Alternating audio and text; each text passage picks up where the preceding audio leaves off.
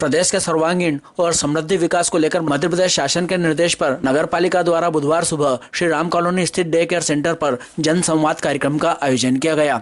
इसमें वर्ष 2047 तक भारत के साथ मध्य प्रदेश को विकसित राज्य बनाने के उद्देश्य से 2047 डॉक्यूमेंट विजन बनाने के लिए गणमान्य नागरिकों से संवाद कर उनके सुझाव आमंत्रित किए गए। जनसंवाद आयोजन में लगभग 200 सुझाव प्राप्त हुए, जिसमें प्रदेश के साथ शहर को भी समृद्ध बनाने के लिए शिक्षा, स्वास्थ्य और आर्थिक दृष्टि से उन्नति के लिए महिलाओं को आत्मनिर्भर बनाने के सुझाव सामने आए। अतिथि के रूप में विधायक डॉक्टर तेज बहादुर सिंह चौहान, नगर पालिका अध्यक्ष संतोष ओपी गहलोत, बिरलाग्राम मंडल अध्यक्ष प्रकाश जैन, मंडी मंडल अध्यक्ष विजय पटेल, सांसद प्रतिनिधि ओपी गहलोत, उपाध्यक्ष सुभाष चंद्र शर्मा, पूर्व नगर पालिका उपाध्यक्ष राम सिंह शेखावत, पार्षद बिट्टू यादव, पार्षद प्रतिनिधि सुभाष रावल, विजय सिंह सिसोदिया रहे। जन संवाद में गणमान्य नागरिकों ने सुझाव में कहा कि प्रदेश को समृद्ध बनाने के लिए सबसे अहम यातायात सुगम होना चाहिए। सड़क मार्ग खतरनाक बन रहे हैं, उन्हें सीधा बनाया जाना चाहिए। यातायात के समुचित साधन सुलभ उपलब्ध होना चाहिए।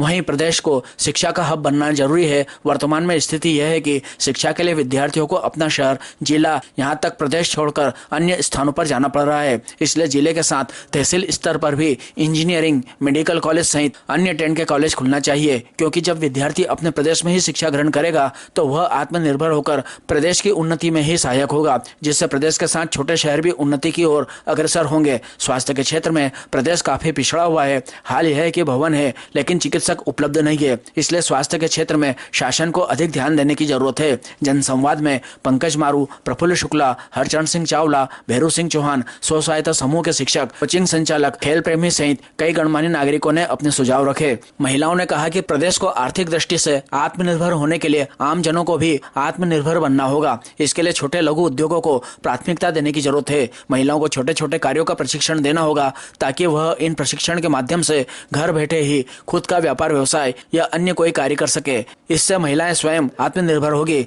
महिलाओं ने शहर में महिला थाना खोलने का भी सुझाव रखा। इसी तरह आंगनवाड़ी को सक्षम बनाने की बात कही गई ताकि वहां सिर्फ खाना खिलाने का ही कार्य न हो, बल्कि भावी पीढ़ी को भविष्य के लिए तैयार किया जा सके। प्रेस क्लब अध्यक्ष दीपक चौहान ने कहा कि चंबल तट पर चामुंडा माता मंदिर के सामने की छोटी पुलिया पर बोरी बंधन किया जाए। इससे हनुमान पाले से लेकर छोटी पुलिया तक पानी भरा रहेगा। यह आकर्षक भी नजर आएगा और यहाँ पर्यटक भी बढ़ेंगे। माता चामुंडा मंदिर शहर की आस्था का केंद्र भी है। इस पर विधायक डॉक्टर चौहान ने नगर पालिका के इंजीनियरों से कहा कि वह मौका मुआयना करे और एस्टीमेट तैयार करे ताकि शासन को प्रस्ताव भेजा जा सके। अगर शासन से राशि स्वीकृत नहीं होती है तो विधायक निधि के माध्यम से यह कार्य कराया जाएगा। दूसरा सुझाव देना चाहता हूँ कि शहर के युवा वर्ग जो खेल प्रेमी हैं, खास तौर पर जैसे हमारे उज्जैन में स्पोर्ट्स कॉम्प्लेक्स है, महानंदा नगर में, आगरा में अगर हम नगर में देखें तो केवल नरेंद्र मोदी खेल स्टेडियम है, लेकिन हमारे पास में इंडोर स्टेडियम नहीं है जिसके अंदर हम जैसे लॉन टेनिस जैसा मैदान हो या बैडमिंटन हो, इस प्रकार से कुछ गेम्स हम खेल सके जिससे हमारे शहर का युवा पढ़ाई के साथ साथ में खेल में भी आगे बढ़े। बोलना चाहती हूँ, पीछे से बहुत से आवाज आ रही है कि बोलो बोलो, इसलिए मैं बोलना चाहती हूँ कि नागदा नगर में एक औद्योगिक क्षेत्र है जहाँ पर आज से पहले औद्योगिक क्षेत्र जो बंद हो चुका वहाँ पर महिलाएं पूरी तरह से भागीदार थी, लेकिन बंद होने के बाद हमारे नागदा क्षेत्र में महिलाओं के लिए जैसे उज्जैन में नागजरी सेंटर पर सिलाई का बहुत बड़ा उद्योग चल रहा है। यहाँ से नागदा से काफी लेडीज अप डाउन करकर वहाँ जा रही है। मेरा ये सुझाव है माननीय विधायक जी से कि आगे रखें इस बात को कि महिलाओं के लिए कुछ एक ऐसा उद्योग चलाया जाए कि महिला वर्ग की जो महिलाएं हैं हमारे नागदा की काफी परेशान है, वो मात्र झाड़ू पोछे और अन्य वर्ग से अपना गुजर बसरा कर रही है, तो उनके लिए कोई एक ऐसी उद्योग संस्था या कोई इसकी फैक्ट्री या कंपनी छोटी सी, ज्यादा बड़े लेवल पे भी नहीं, लेकिन अगर 47 की बात करें तो कोई बड़े लेवल पे भी हो सकती है। बस इतना मेरा सुझाव। धन्यवाद। इसमें भवन उपलब्ध हो जाए, जमीन उपलब्ध हो जाए ताकि अच्छे से उनको प्राथमिक शाला का दर्जा मिले तो ठीक रहेगा। और एक महिला थाने की स्थापना सदन के अंदर होनी चाहिए ताकि महिलाओं को भी निसंकोच रूप से जा सके और अपनी शिकायत कर सके। एक महिला थाने की स्थापना, प्राथमिक शाला और जो भी घरेलू शुरू करना चाहें महिलाएं, उनके लिए प्रशिक्षण केंद्र की स्थापना हो ताकि वो घरेलू कुछ भी कार्य शुरू कर सके। सुझाव है सर, आंगनवाड़ी जो है सभी जितनी भी 102 आंगनवाड़ी हमारे नगर में है सर, सभी को सक्षम आंगनवाड़ी के रूप में हमें प्रदर्शित करना है, क्योंकि अभी हमारे यहाँ पर भोपाल से केवल 2 या 3 के मैं चाहती हूँ कि वो सारी सक्षम हो जाए, लेकिन इसके लिए सर जमीन जो मतलब आंगनबाड़ी का जो ग्राउंड एरिया है वो 1 से 1,500 स्क्वायर फीट चाहिए। अभी आंगनबाड़ियाँ हैं जो छोटे छोटे कमरे में ऐसे लगी है, तो उसका रेंट भी सर बढ़ेगा। अगर सबकी सब हेल्प करेंगे तो आंगनबाड़ी भी बड़ी हो जाएगी और सक्षम कहलाएगी। साथ में उसमें पोषण वाटिका, एक अभी दुर्गापुरा में सर भवन बना हुआ है, वहाँ पर पानी की व्यवस्था नहीं हुई है सर।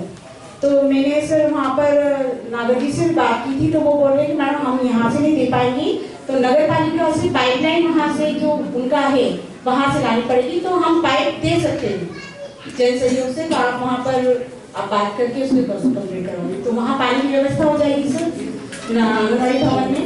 इसके अलावा सर यहाँ पर अभी आंगनबाड़ी भवन की जमीन उपलब्ध हुई है 5 केंद्र क्रमांक 5 के लिए, और अभी 3 के लिए और आ रही है। हमने ऐसे 10 से 12 आंगनबाड़ी भवन के खसरा नक्शा पहुंचाया है भोपाल तक, जिसकी अभी आई हुई है। तो मैं ये चाहती हूँ कि हमारे जितने भी आंगनबाड़ी भवन हो जाए, बन जाए, तो ज़्यादा बेटर होगा। होती हैं तो थोड़ा सा महिलाओं की, जैसा मैडम ने कहा है कि प्रशिक्षण समूह हो यहाँ पर, जिससे कि महिलाओं को प्रशिक्षित किया जा सके। छोटे छोटे कुटीर, तो इतने सारे समूह चल रहे हैं हमारे यहाँ पर, लेकिन वास्तव में उनके पास कोई है नहीं कि हम उनको बताएं कि क्या करना है उनको काम। तो वो प्रशिक्षण के माध्यम से वो आगे बढ़े, उनको मौका मिले सर, आगे आए। और अभी आंगनबाड़ी पे केवल ये है कि खाना खाना है, जाना है, पढ़ाई वढ़ाई का ऐसा कुछ लगता नहीं, लेकिन अभी हम लोग ट्रेनिंग लेकर आए तो शाला पूर्व शिक्षा को बढ़ावा देना ये सबसे महत्वपूर्ण है, क्योंकि स्कूल में बच्चे 3 साल के बाद सब चले जाते हैं, तो छोटे बच्चे रहते हैं, तो उनको केवल बैठाना सिखाना नहीं है, हमें शाला पूर्व शिक्षा, इसमें सबका सहयोग होगा, तभी ये चीजें आगे बढ़ेगी और अमल में आएगी। Thank you. हमको औद्योगिक क्षेत्र में हमको क्या लगता है, हमको अधोसंरचना के क्षेत्र में क्या लगता है, हमको कृषि के क्षेत्र में क्या लगता है कि 2047 का हमारा नागदा क्या हो। अब मेरे भाव को समझ रहे हैं ना, पहले भी मैंने स्पष्ट किया। अब ये आपके आंगनवाड़ी भवन और पंचायत भवन और ये तो होने वाले हैं, करने वाला हूं मैं। आप लोगों ने मुझे अपना सेवक चुना है, ये निर्वाचित नगर पालिका परिषद बैठी हुई है, तो ये अभी 3 साल करेगी, मैं भी 4 साल करूंगा। पर हम जो अपना विजन नागदा का बनाकर देंगे कि उन प्रमुख बातों पर सरकार उसको, जब हम अपने आजादी के 100 वर्ष मनाएं, उसके पहले हमारा नागदा उस तरीके का हो, हमारा देश उस तरीके का हो। तो फिर मेरा आपसे आग्रह है कि व्यापक क्षेत्र में, चाहे रोजगार से संबंधित, चाहे अधोसंरचना से संबंधित, शिक्षा से संबंधित, ठीक है ना, आप ऐसे सुझाव कोई नगर के हों तो उनको प्रस्तुत करें। फिर से चालू, आप और अपनी बातों को चालू करते रहें।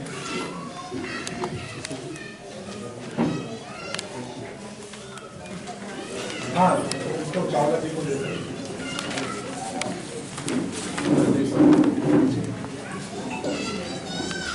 मेरा ये सुझाव है, आदरणीय सभी चुनिंदा लोग बैठे हैं, कि यहाँ के विद्यार्थी बहुत सारे बाहर भी जाते हैं। मेरा ये एक सुझाव है कि LLB महाविद्यालय अगर यहाँ आ जाए तो LLB के लिए जो छात्र हैं वो बाहर न जाए और यही उनका अध्यापन कार्य हो।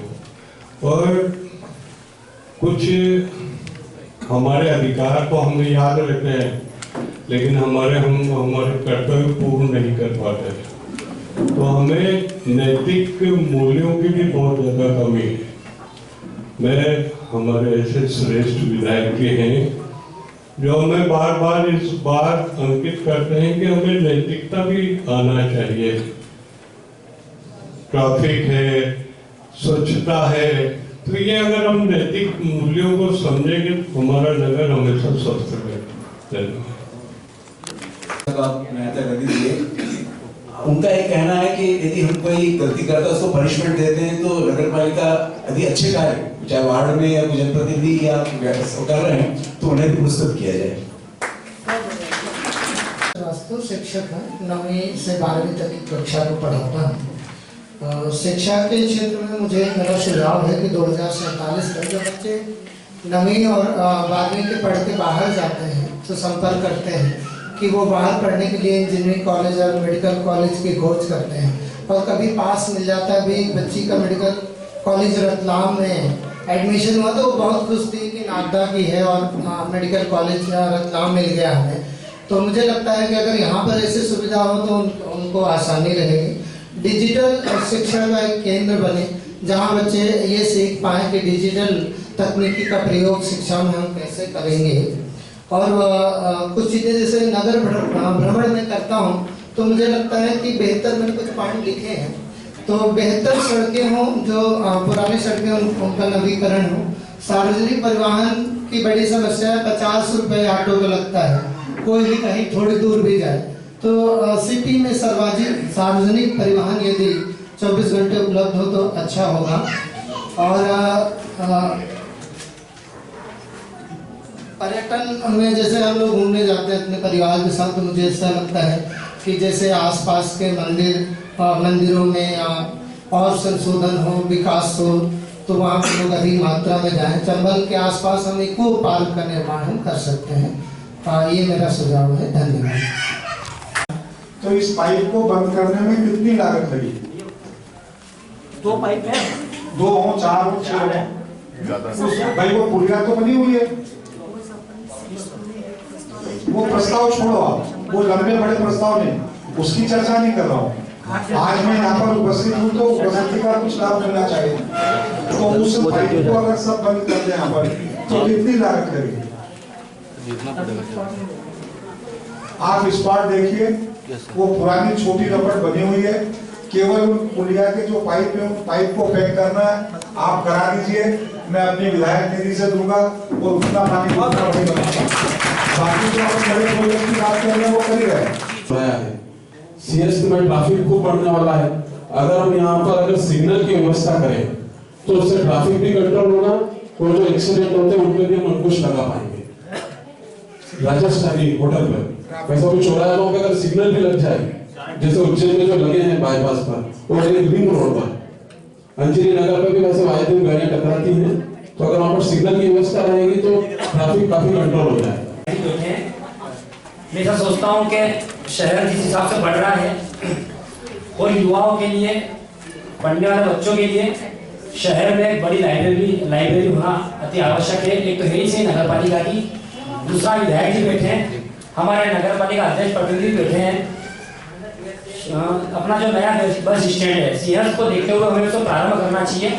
और जो ट्रांसपोर्टेशन की व्यवस्था है, अंदर लोग जाने आने के लिए बता रहे थे हमारे सर के 50 रुपये ऑटो के लगते हैं, सीएनजी के माध्यम से हम कम पैसे में कैसे उनका आवागमन हो जाए, या बिरला ग्राम वाला क्षेत्र है, नागदा अपना मंडी वाला एरिया है, कनेक्टिविटी कैसे हो जाए, इस पर भी हम कर सकते हैं प्रयास। इसके लिए बहुत बहुत धन्यवाद। सभी मंच पर बैठे नमस्कार। सबसे पहले मेरा निवेदन है कि जहाँ भी मार्केट है वहाँ पर ये दारू की जो दुकानें हैं इनसे वो शहर से बाहर करिए। सबसे मेन ट्रैफिक यही है। बहुत अच्छी बातें बताई हैं और हमने बहुत सकारात्मक दिशा में नागदा नगर के विजन डॉक्यूमेंट को तैयार करने की दिशा में बहुत अच्छे सुझाव दिए हैं। मैं आपको ये विश्वास दिलाता हूँ, नगर पालिका जब अपना नागदा का विजन डॉक्यूमेंट पत्र बनाएगी तो आप सारी उन बातों को जो आपके द्वारा बताई गई हैं, उन चीज़ों को समावेशित किया गया है। मैं खुद उसको देखकर और ये शीघ्र अतिशीघ्र आपकी विज़न शासन के सामने पहुँचे, इसके लिए निरीक्षण करता रहूँगा, ध्यान रखूँगा इस बात का। दूसरी बात मैं आपसे एक और कहना चाहता हूँ कि कुछ बातें विजन से संबंधित नहीं थी, ठीक है ना। कुछ बातें तो अपनी नगर विकास की हम 2045, 40, 47 तक कहाँ, तो वो तो विजन डॉक्यूमेंट में जाएगी। कल मैं आपका जनसेवक रहूँगा या ना रहूँगा, लेकिन सरकार लगातार उस दिशा पर काम करेगी, तो ये ठीक हो जाए उसकी चिंता मैं अभी करूँगा। बाकी जो आपने मुझे जनसेवक की दृष्टि से आपकी बातें कुछ मेरे सामने आई हैं जिनका उस विजन से कोई मतलब नहीं, मैं आपको ये भी विश्वास दिलाता हूँ कि उन बातों को मैं अपने प्रयासों से, नगर पालिका के प्रयासों के साथ मिलकर उन चीज़ों का समाधान करने की बात करूँगा। अब जैसे उसमें से कई बातें जैसे कुछ लोगों ने कहा कि परिवहन वाली व्यवस्था होनी चाहिए। अब ये जो परिवहन का मामला है ये अच्छा भी है, लेकिन आंदोलन और प्रदर्शन के साथ जुड़ा हुआ विषय होता है, और जब कोई भी जनप्रतिनिधि इन कामों को करता है तो उस समय जो नकारात्मक स्थिति पैदा होती है, मुझे आप जैसे लोगों के सहयोग की आवश्यकता पड़ने वाली है। मैं चाहता हूं कि यातायात सरल और सुगम होना चाहिए, लेकिन जब यातायात को सरल और सुगम बनाते हैं तो जिनके हित प्रभावित होते हैं वो आंदोलन प्रदर्शन पर भी आते हैं, राजनीतिक प्रेशर भी होते हैं। फिर उस समय यदि जनप्रतिनिधि अकेला होता है, मेरी बहुत सारी बातों को आप समझ रहे होंगे, पिछले सिंहस्थ में बस स्टैंड बना, लेकिन नया सिंहस्थ आने वाला है और वो बस स्टैंड यहां से वहां स्थानांतरित नहीं हो पाया। आप कल्पना करिए वो बस स्टैंड यदि स्थानांतरित हो जाता तो आज उस तरफ का नागदा कितना विकसित हो गया होता। मैं चाहता हूं कि ये नगर की परिवहन व्यवस्था भी हो। अगर हमको दुर्गापुरा जाना है, जनसेवा जाना है, बिरला ग्राम जाना है, बस स्टैंड आना है, मान लीजिए खाचरोद नाके की तरफ चामुंडा माता जाना है, अब बीमा का हॉस्पिटल हो गया, आपके घर में कोई बहन है, माँ है, कोई ले जाने वाले नहीं है, आप मैजिक में बैठ जाएं, परिवहन में बैठ जाएं और वहां पहुंच जाएं। ये सारी व्यवस्थाएं नगर में चालू होना चाहिए। ये कोई 47 की कल्पना नहीं है, ये तो आपके और हमारे प्रयासों का सार्थक परिणाम हो सकता है। बहन ने बहुत अच्छी बात कही, दारू की दुकान हटना चाहिए, पर बगल वाले को ज्यादा किराया मिल गया और वो किराए से दे दे, उस व्यक्ति का इलाज क्या करोगे आप? अरे मेरी एक एक बात को बारीकी से सुनिए।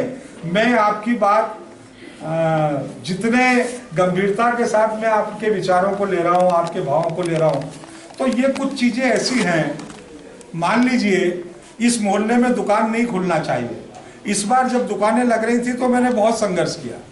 खाचरोद में भी रेलवे स्टेशन के पास दुकान नहीं खुलना चाहिए, हमने खूब संघर्ष किया और दुकान ना खुलने की स्थिति में आई, लेकिन इन्हीं को किराया ज्यादा मिल गया, इन्होंने अपनी सहमति से दुकान दे दी। अब इनका इलाज क्या करें? नागदा में भी ऐसा हुआ है, जो दुकान हटाई जा सकती थी वो हटी है, लेकिन अब जिनको भाड़े का मतलब है उनको अपने पड़ोसी का और मोहल्ले का मतलब नहीं है। ऐसे लोगों के बीच में भी चेतना पैदा करने का काम आपका और हमारा, ये 47 का विजन।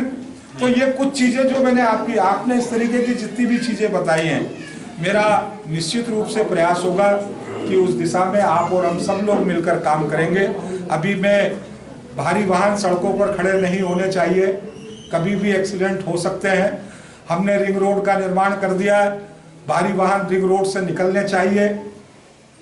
इसमें नागदा नगर को एकजुटता के साथ खड़े होना चाहिए और एक एक चीज का समाधान होने के साथ मैं एक एक चीज को क्रम से आप लोगों के सहयोग से लेना चाहता हूं। नगर पालिका भी पूरा उसमें सहयोग करे, जनमानस की दृष्टि से आप सब लोग भी जनप्रतिनिधियों का सहयोग करें।